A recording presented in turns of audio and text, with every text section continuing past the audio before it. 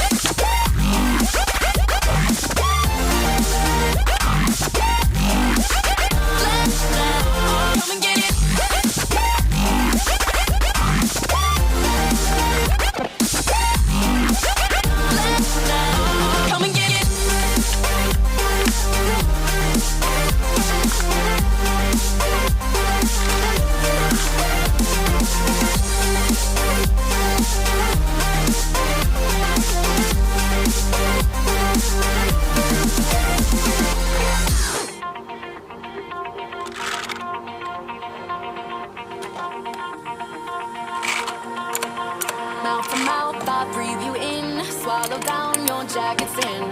Let it drown inside my veins. The sweetest poison I could take. You make it an art.